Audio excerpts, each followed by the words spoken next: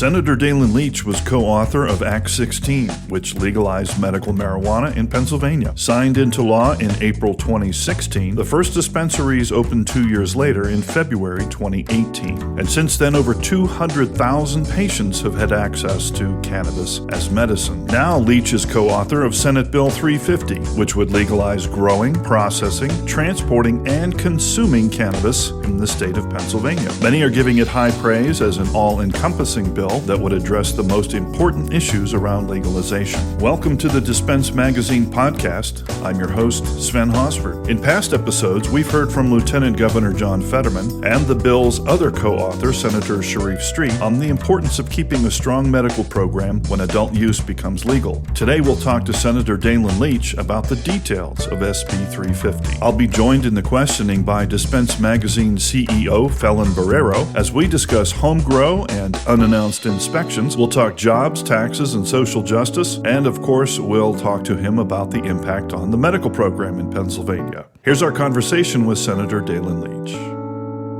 Welcome, Senator Leach. Thank you so much for having me today. First thing we need to do is thank you for this bill. Philadelphia Inquirer reported that Les Stark, director of the Keystone Cannabis Coalition, said that if it passes, it could become the gold standard of legalization bill for the free world. Is it the goal to set the gold standard? Well, first, we'd like to say it's not just the free world. We're hoping that also applies to dictatorships and military juntas. But beyond that, I will tell you that we, this very seriously, we spent a long time, for the better part of a year, reaching out to experts, reaching out to people who did this sort of thing before in other states, either well or not well.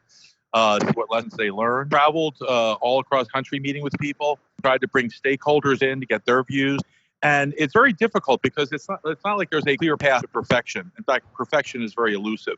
But in terms of a quality bill, there are a lot of important values you want to have represented in a quality bill. Unfortunately, some of those values are in competition with each other.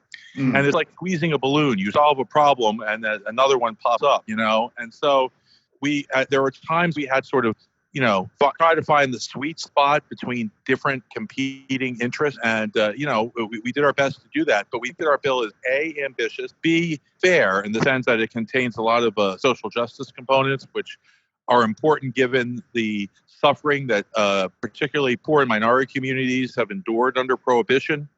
And we think creates a protocol that allow the industry to thrive, will be user-friendly for consumers, and enable us to, 10, 20 years from now, have something that's real that we can all be proud of. Beautiful. Well, that's, I think most people are in agreement that it's one of the best crafted bills. But of course, we have to start with where the most complaints are coming. So yeah, absolutely. We have people that want to know this. Awesome. Want to know that right now. And I know you like to get right into the fisticuffs part of it right away. So let's start with the HomeGrow. A lot of people are squawking about the $50 fee to get into that. Why is that in there? First of all, I want to just say as a general matter that not everything in the bill is how I would do things if I were a dictator. If I were a dictator, things would be very different. I mean, for example, both of you would be in prison long ago.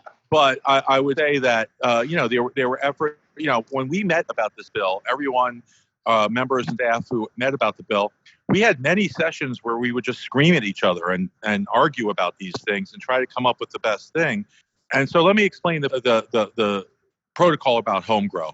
First of all, HomeGrow is one of the heaviest lifts politically in terms of the components of this bill. We wanted HomeGrow in the medical bill. We had to give that up. There was too much opposition to that. Similarly, for reasons that you and I may agree with or disagree with, there are people who just find HomeGrow, even if they're willing to support the concept of legalization, HomeGrow is a bridge too far. And so I had to try to make it as palatable as I could to people who had concerns in order for it to have any chance of it passing. As it stands, if we get HomeGrow in some form in the bill that passes, it will be a minor miracle, okay? And so I didn't want to be too in your face with the HomeGrow, okay? I wanted to be like, we understand your concerns, blah, blah, blah. Yeah, I see you have a really good limit on the HomeGrow. I noticed that. Well, the HomeGrow's 10, and that's significant. Now, I would also note that if you're a medical patient, And if it's a strain, if you can grow HomeGrow that replaces your medicine, your $50 per year will save you thousands of dollars per year. So, I mean, I think that's a reasonable investment. The other thing people are complaining about online and so forth is that the bill contemplates allowing inspections. Yes, absolutely.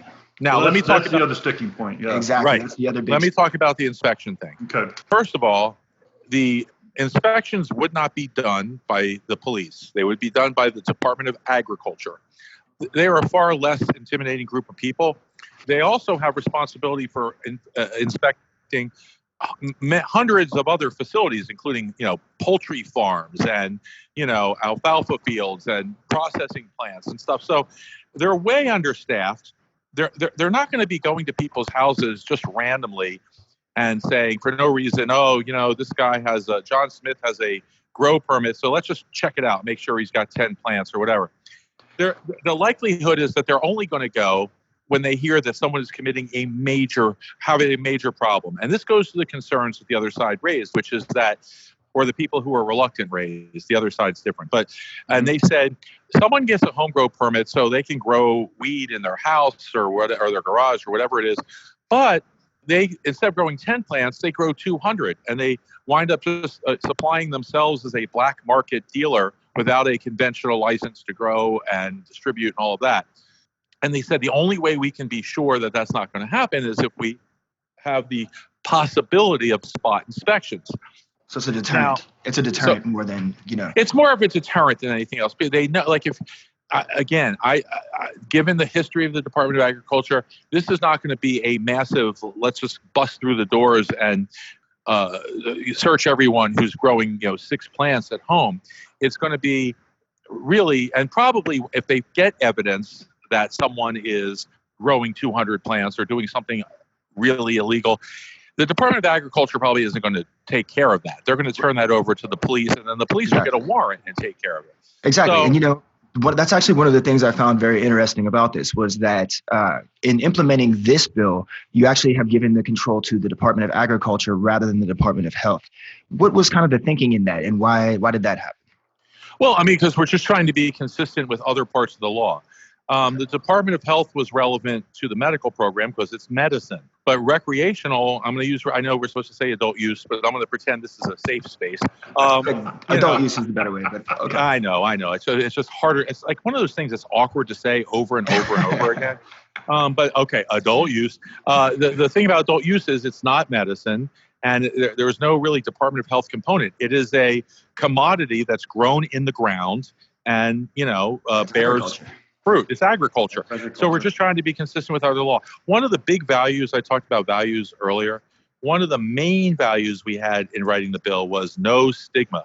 So we're not validating anything that stigmatizes cannabis beyond what it should be stigmatized as an intoxicant. So in other words, we have to deal with things like DUI and other things. But, like for example, on the medical program, there are, you can't have a dispensary within 500 feet of a church, presumably because people can't pray knowing that there's a dispensary 2 blocks away.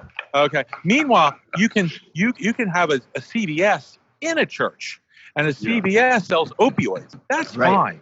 Like that's nothing but irrational stigmatization. So we're not buying into that. This is a plant. This is a plant that grows. And we're going to treat it like other plants that grow. And that was the theory behind it. We're also, none of these, 500,000 feet away from this or that, none of that crap. And that's the other reason we also have like cannabis lounges, because you can go to an alcohol lounge, they call them bars, and you can drink, responsibly in an alcohol lounge. There's no reason you shouldn't be able to do that with cannabis. And that's one of the reasons we were insistent on putting cannabis lounges in there. We're definitely going to get to that. Just a couple more points on the home grow before we leave that topic. So give us a definition of home. Does that include the property that the home is on? And the reason we asked that question is because in the micro grower tier of your law here, what we see is that you have a provision in here that says that your micro grow has to be in the actual home of the place that the grower lives in. I don't know if you've ever been to one of these types of grows, but 150 plants in your personal house is kind of crazy. So, most of these people with these types of licenses will have greenhouses on their home property and things like that. Yeah. Could you see redefining of the word home perhaps in this bill? Yeah, and keep in mind, just so people know, when you pass a bill, not a complicated bill, the bill may be 30 pages long, 40 pages long. Then it gets to the regulatory process. The regulations might be 200, 300, 400 pages long. In other words, the vast majority of these finer details are worked out in the regulatory process by the department that oversees the program. Which actually gives us another question. With the Department of Health, we had a regulatory body, an advisory board. Do you see the creation of some sort of a regulatory body here? I mean, I know we have the Agriculture of Health, or the Department of Agriculture, but do you see the creation of another type of advisory board perhaps for this in the future? That may be. And keep in mind, the other thing people should know is this bill, I'd love it to pass word for word. In the legislative process, things get chopped up and changed a bit. We're going to fight for the important things, but we're going to have pushback on some of this. So, everyone should be aware of that.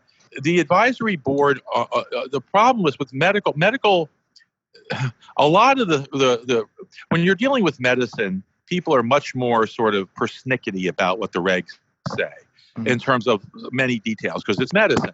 On the adult use side, there'll be a lot of regulations, but I think the Department of Agriculture might be better equipped to do it internally than the Department of Health was, because when they got the bill, none of them there had any experience with cannabis, and it was completely. And now there's a lot of plagiarizing you can do from other states and other resources that we may or may not need an advisory board. Keep in mind, the advisory board survived the initial temporary regulation process and, still meets to deal with things like adding conditions and other things like that.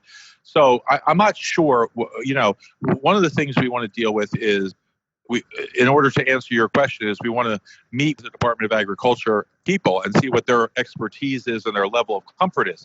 We have not been able to do that until recently, because the administration would not let us meet with them prior to them endorsing the concept of recreate or adult use cannabis. Do you see what I'm saying? Yeah. All right, because they didn't want to look like they were tacitly supporting something when they had not announced it. Now they have announced it. It's only a couple weeks ago, so we're still setting things up. But now I think we'll have a clearer path to deal with some of the people in the department and try to figure out what the best way to go about it is. I don't know much about agriculture. I represent a suburban district.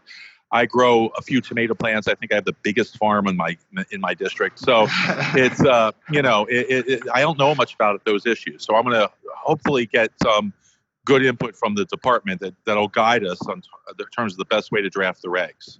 One last detail about the HomeGrow. Is that one permit per house or one permit per person? What if you have 3 or 4 people living in a house? It'll be per house. Otherwise, one of the things that I guess the people on the other, or the people who are reluctant, would be concerned about, based on my discussions with them, is that someone could just rent a house and have 18 people move into it, right? Yeah. And then you can grow 1,800 plants. At a certain point, it becomes silly. So, the home grow is meant to be for personal consumption. And, you can treat it like craft beer. You can brew your own beer. You can't sell it. You can you can have friends over to drink with you, but you can't sell it. And that's going to be the same thing here. That's extremely logical. We appreciate you explaining that to us. Mm-hmm. I think that kind of takes care of our HomeGrow portion of things. Yeah. Can we move a little bit into what we've seen here in the business aspect of things? Right. One of the big things that popped out that I heard a lot of people talking about was the 17.5% tax that's at point of sale. Can we get into a little bit about that? I noticed that, even after I did the math, it seems as though your products will be cheaper than they are currently in the medical program, even with the 17.5% tax. So I guess my question is, how did you guys come up with that? Did you anticipate that? And let's hear a little bit about that. I'm not sure they'll be cheaper. And again, I'm not an economist, or I'm not an expert. I try to learn as much as I can, but I'm not an expert in the cannabis economics of cannabis. So, Okay. Again, so that's number one. Number two, we were told when we met with experts that you got to have a tax rate that's high enough that you're getting revenue that you need, but low enough that it does not engender a robust black market. And the number, like everyone had a different opinion, but like the number was about 20%. Like don't go too much above 20, because then the black market's going to take over. Okay. So we decided, after yelling and screaming, to go come close to 20 without going over. That may change. We want medical to be, we want several things for medical, because a robust medical program is important. We want that to remain for a variety of reasons. Among the things we want to do is obviously a lower tax rate for medical. Also, there's obviously some strains in medical that would not be attractive in an adult use capacity, for example, CBD strains and things like that. Not intoxicating strains. Right. Although I wonder if people will be smoking like CBD joints the way they drink O'Doul's beer. Yeah. We already are. Oh, there you go. So that's a huge business as well. But that's more of the hemp industry, So here's my next question about that. Just as concerned of that tax rate goes, because we don't want to drill you too hard on that. I think that's a great number. It's enacted at the point of sale between dispensaries and patients. There'll be a lot of business, millions of dollars moving between processors and dispensaries and growers. Does this tax apply to them at that point of sale, or do you have another plan for that? Well, no. I mean, our theory is that it's built into the price. In other words, the dispensary can't eat. They're going to have to reflect the total price of the product they're selling in what that's going to have to go up and down the market. Number one. So number two, let the market control that then. Yeah. Well, I want to make a point about that. But number two, the other thing about that is that obviously there will still be taxes collected from those businesses, income taxes and business privilege taxes and other sorts of taxes. As well. What you're talking about in terms of having a tax at every stage is like a value-added tax.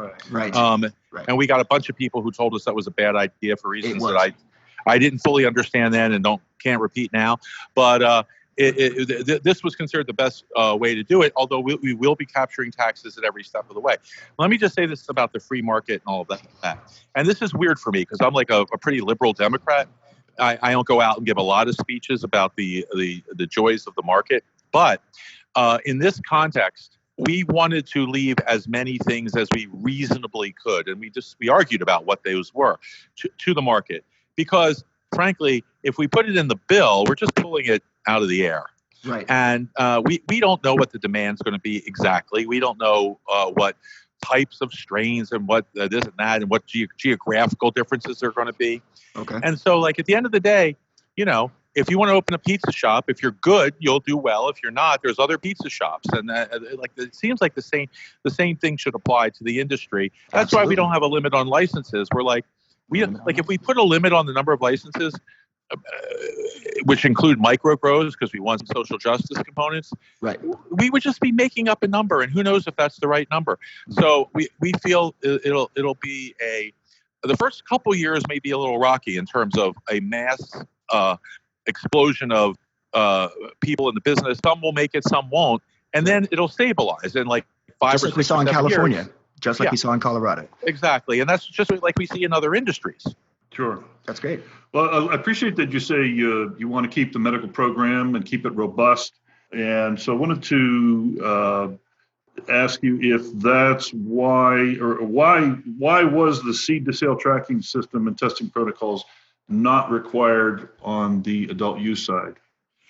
So, okay, when we talk to people, there's a few issues. Part of it is economic. Part of it is stigmatization. Like, the seed to sale to me on the adult use side is a stigma. I agree. Like we don't track every potato we use to make vodka, right? Absolutely. And so why are we? And so the big reason for seed to sale in medical is because diversion is a huge concern. But in adult use, if you're not diverting it to kids, who cares? I mean, diversion's a much less of an issue. So we don't have to track everything, and it's a major burden on businesses to have to, do all of that. And I don't see the benefit of it. Our philosophy on the consumer and the relationship with the businesses is we have one guiding lodestar in this program, which is an accurate label. So a dispensary has to have a label on every product which says, how much THC, how much CBD, whatever mold testing it's been done, whatever is, and it has to be accurate. And there will be spot inspections. And if you sell something with an inaccurate label, there will be severe penalties. How you get that label to be accurate, whether you do testing, whether you require your grower to do testing, whether all of that other sort of thing, that's up to you. And you can negotiate the best protocol and the most economical protocol that makes you feel comfortable that you're not going to get busted for selling something that's misleading. So we leave it to we say we want the consumers to be protected. We want them to know what they're getting. How you do that is up to you. And as long as you're accurate, you can do it any way you want. That is more of a free market approach than say you have to, I don't know why you have to track every plant in the context of adult use. It's never made sense to me. The only argument I heard, and we did hear arguments, the only argument I heard that made any sense to me was in case there's a recall. But again, you can do recalls by brand and by strain. If there's a problem with lettuce, we don't track every plant. We just say, a Dole lettuce is being recalled from the farm. Yeah, exactly. Yeah. Well, one of the main things you brought up, one of the points that you just brought up that I think is just extremely important to touch on very quickly is how big of a factor social justice was in coming up with a lot of this. You keep mentioning that. And one of the main things that sticks out to me is the low barriers to entry here. You really giving Pennsylvanians a chance to kind of enter the industry at their own pace and at their own level and, kind of compete with some of these larger corporations that came in and completely dominated the medical industry. So, I agree. We didn't want that again. There are reasons we had to make barriers to entry on the medical side high for both political and, medical. But in terms of adult use, that is not necessary. And we wanted, again, if I don't know if your listeners are hip to all the history, but if you go back, I'm sure it's a hippest audience on radio, but I would say this, that the adult, the history of this, there's a book called Chasing the Scream, if anyone's interested in a detailed recount of this. But at the end of the day, there was a guy named Harry Anslinger who was basically decided to demonize cannabis and lied about. And this was a program born of, based on, and nurtured and sustained by racism. Whether it's Anslinger, John Ehrlichman, Nixon's guy, and disparity in sentencing and arrests and all that. Prohibition is a racist policy. And so we feel that people of color and poorer people should have the opportunity to at least have some of the benefits of the industry, not just not being put in the criminal justice system anymore, but economically. So my dream is, and again, the market will decide all this, because some people will try to grow it and they'll suck at it, Absolutely. But my dream is that, and by the way, some of the big growers that we have now, I'm not going to mention any names, the big people who spend a lot of money seem to suck at it. Absolutely. So that's not that's up and down the chain. But, I'm fine with Budweiser. But I also want, your craft IPAs. I want craft beers, IPAs. I want all that sort of thing too. And so then the consumer has the greatest choice.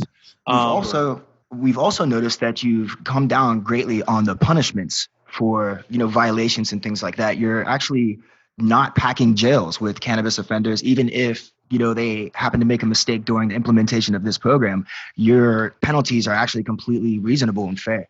We see a lot of fines. We're not seeing a lot of jail time. We don't see people locked up for years, Yeah, I mean, look, we have a massive over-incarceration problem, which the war on drugs has contributed greatly to. And we want people to, putting people, it's my view, this is a broader issue, but my philosophy has always been that, prison should mostly be for people who, hit other people over their head and take stuff, or people who eat other people, or people who I definitely agree. We don't need to be.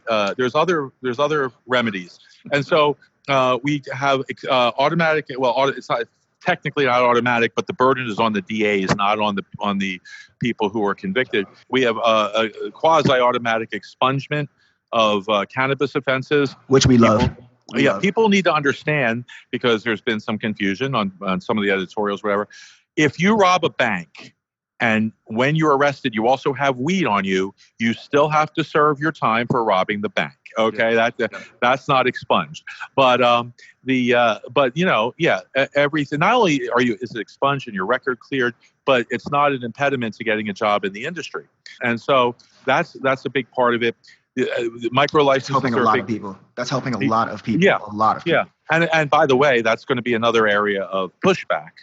Of course, and it has been in other states. That's a whole other podcast. Yeah. We're going to try to focus on the positive aspects of your end. Okay. Again, we do love the social justice aspects, opening the jails, expunging the records, giving them access, the low barriers of entry, the grants and interest-free loans, the education. These are wonderful, wonderful things. To me, one of the most exciting aspects is just the number of jobs that are going to be created by small entrepreneurs. And I thought we might dive into that a little bit. Uh-huh. Do you have any estimates on the number of jobs this might create? No, you know what? I don't off the top of my head, but I just read something, I think yesterday, about Illinois was put out an estimate of jobs. And keep in mind, that's their estimate, I think it was like 63,000 or something. Does this ring a bell to either of you guys? But anyway, it just within the last day or two. And Illinois is a demographically similar state to ours. Right. But beyond that, that just counts cannabis jobs. That doesn't count all the other ancillary jobs. Again, exactly. I don't know if you guys go to Vegas for like MJ Biz and stuff like that. Yeah, absolutely. Oh, you have to look me up, send me an email. Let me know when I'll be there for a week. So let me know when you'll be there. But you've been on the exhibit floor. It's not just, the people who touch the plant or people who make vape pens. It's everything from marketing to advertising to packaging to signage to clippers to soil strains to everything. Like there's thousands of booths at MJ Biz of businesses that are servicing the cannabis industry. Whenever I go and speak publicly, there's always some person who's like, "Hey, they should, open the Dorito stand next to." All right, yeah, I get it. But I mean, it's like, but that's not. I mean, frankly, that's a flippant way of saying that there's going to be a lot of businesses that are created and sustained and grow as a result of cannabis being legal. The only business that won't is the private prison industry, which frankly, we'd like to see them go away entirely. Exactly. Well, I think it's real exciting for people to know that, I about 1 out of every 3 women I meet says that they want to become a chef and start making infused food. And that's allowed under this bill. You've got use lounges, you've got delivery licenses. Somebody can start their own Uber weed company. Yeah, absolutely. All 3 of those things right there are, kind of very close to the plant, if not touching the plant. But really, as you said, there's no limit on the number of permits. Anybody that qualifies can get out there and start a business like this. Right. And like everything else, some will fail. And people should understand that. It's a competitive business. I was out in California where they were doing the thing where they were taking micro growers and dispensaries were taking some of their product and testing it and seeing if they wanted to buy it. It's hard to grow good. I'm not an expert on this, but I'm told it's very hard to grow good cannabis. Yep. And so people need to be aware that it's like any other business. There's no magic to it. I have a good friend who's running Chris Visco, who runs a 3 dispensaries and more, Terra Vita, and she's killing it in a way that other dispensaries are not. And I said, what's the secret? And she said the secret is that cannabis is not magic. Cannabis is like selling shoes. It's like, you got to get out there. You got to market. You got to go to conferences, trade, whatever it is. You got to get out there. It's just not like you just like hang a marijuana leaf on a window and thousands of people will come. It's a competitive business, and you're going to have to. When I was in Vegas last year, there was I don't know what their limits are or whatever, but there was a dispensary like in every block. Every block. Some had 2. Yeah. And like, I don't know how they all sustain themselves. Maybe it's, the tourism industry. Yeah, but it's definitely the tourism. I researched that a little bit. It's definitely the tourism.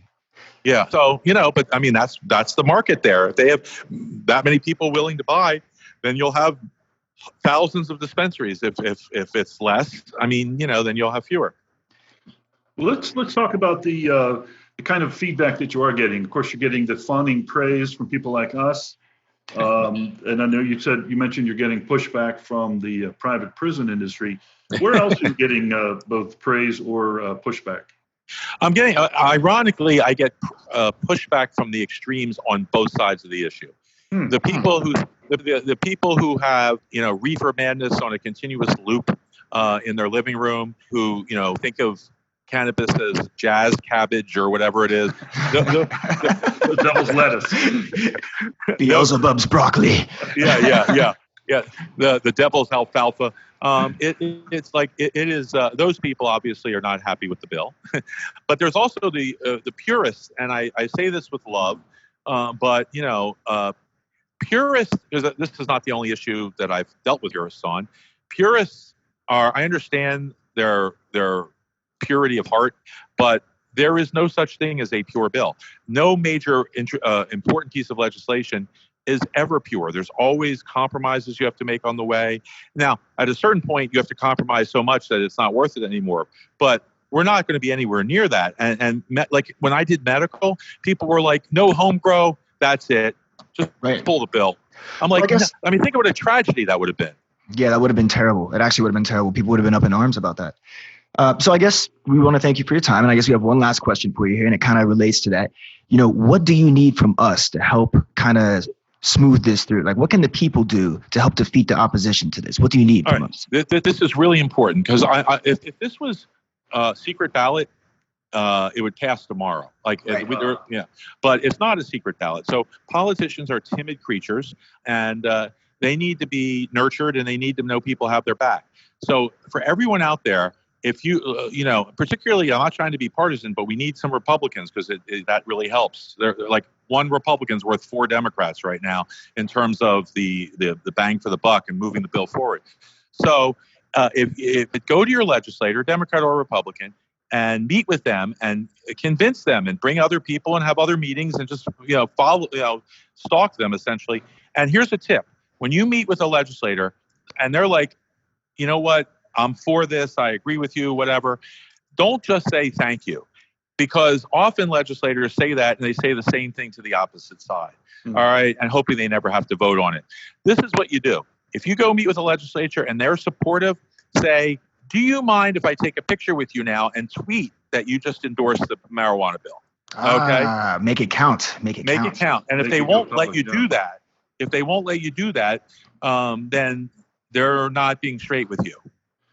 I don't know if you're aware, Daylin, but there is a large component of the cannabis industry that is very pro-Trump.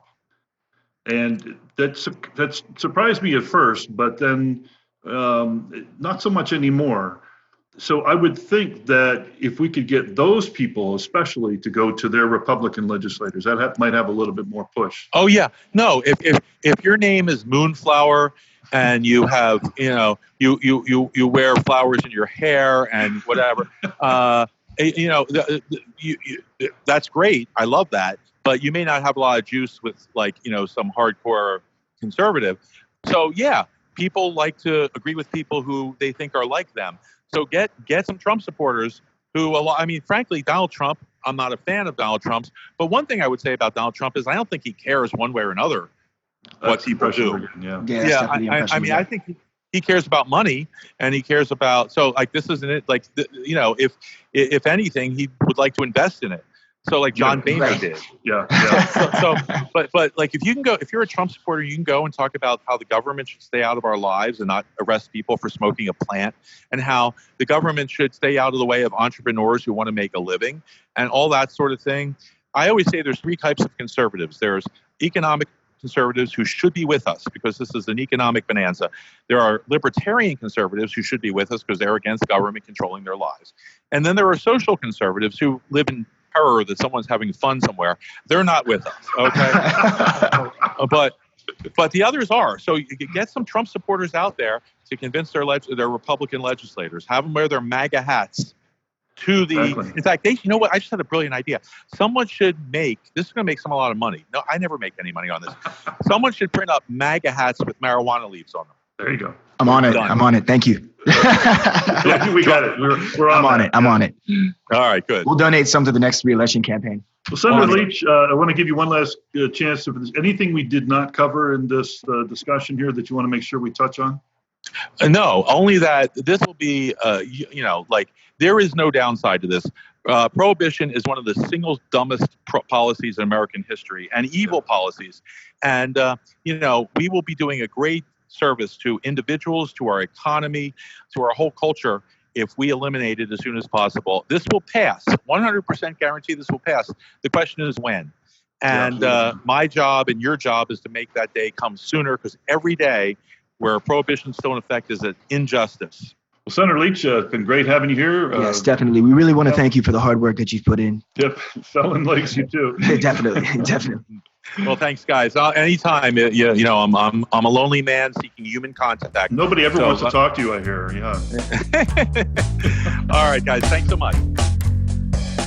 That's it for this episode of the Dispense Magazine podcast. We look forward to hearing your feedback on this episode and on this issue through our social media and website. If you are in a legal state and you'd like to find a certifying physician or dispensary near you, visit dispensemagazine.com and search our free online database. You can find copies of our print magazine in every Pennsylvania dispensary, as well as doctor's offices, holistic centers, and retail locations across the state. To find out where, or to read a copy online, visit dispensemagazine.com. On behalf of Phelan Barreiro, I'm Sven Hosford. Thanks for listening. This has been a production of Dispense Magazine, LLC.